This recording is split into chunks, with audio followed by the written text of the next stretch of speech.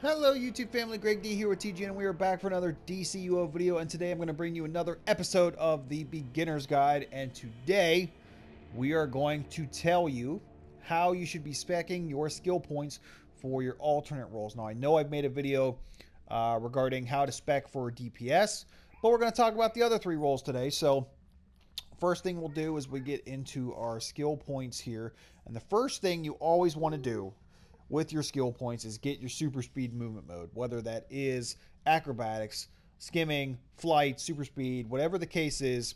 Always get your super speed.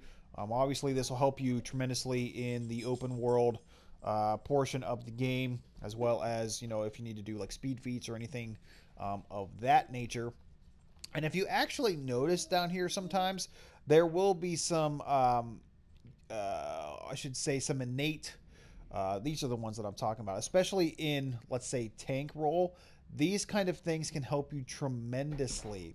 As you see here, a person adds 10% stun resistance, allows you to recover 75 power over 75 or over 10 seconds, allows you to recover 75 powers over 10 seconds. These kind of powers here that are the innate in your movement tree are very, very handy when you do become a tank. So just keep that in mind as well. If you have the extra skill points, feel free to get some of these innate recovery skill points. But basically what you want to do is you want to go through each one of your trees here, and depending on which role you are, that'll dictate which powers you're going for. Now we're talking specifically if you're trying to spec for the alternate role. Obviously, if you want to be like DPS and, let's say, a tank, you obviously wanted to get your critical attack chance and your critical attack damage, plus stuff like, let's see, where is, in this case, dominance. That is what you need for a tank. Health is also a good one for being a tank, critical healing chance. But if you're just talking about being an alternate role, like tank, healer, controller, don't worry about the critical attack damage and critical attack chance. Get your precision and your might, because yes, you will be doing damage when you're not, you know, powering up your group or healing the group. But you want to focus on, so like I said, in your tank role, you want to go for dominance and health. Obviously, the more dominance and the more health you have, the stronger of a tank you will be. In the case of healing, you want to go for your critical healing chance, and also in your controller role, you want to go for power.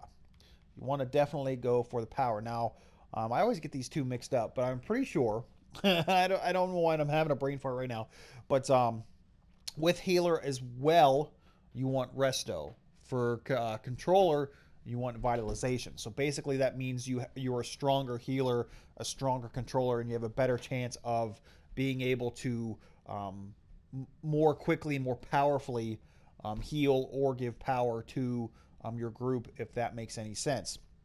And don't forget too that if you do put 20 points into these weapon trees here, that you're able to unlock these down here. Now, me being mostly DPS, these are innate. As you see here, you put 3 points in, you get 25 might, 25 precision. So the same thing can be had for your alternate roles there. So in the case of controller right there, permanently boost power by 25 points per the 3 points, and vitalization 8 per point. Health and dominance, boost your health 50 per point and dominance by 7.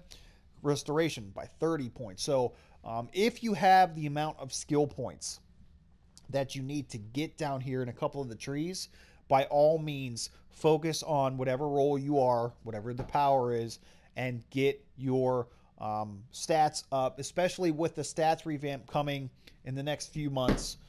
The more, I should say, the more beefy your stats are, the better you will be, the more stronger, I should say, the more strong your character will be. But the first thing I would do if you don't have a whole lot of skill points is to go for unlock all of your things here, because you have to remember, as you come down the initial part of the weapons tree, you'll get things innately, like permanently gain 24 health, permanently gain 5 restoration, 10 precision, blah, blah, blah.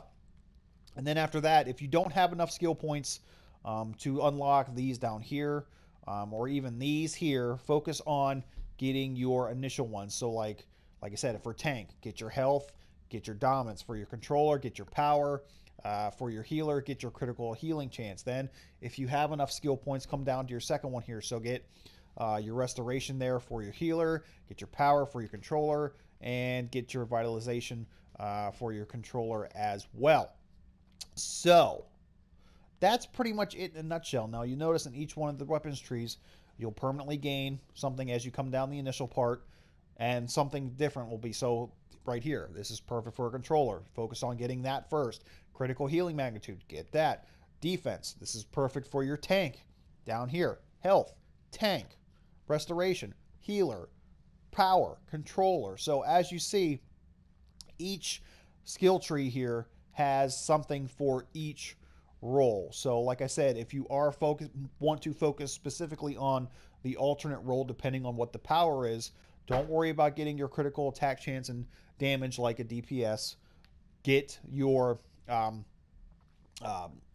specific skill points first. Then if you have extra ones, then you can go for the critical attack chance, critical attack damage. But like I said, always get your precision and your might, because you will actually be doing damage in your alternate role, but it won't be as necessary. You'll want to focus more on pulling for aggro, powering up your group, healing your group. So don't worry about critical attack chance and damage if you're mainly focusing on that. Like I said, get your precision, get your might, get the stats that you need in order to become, like I said, a stronger player.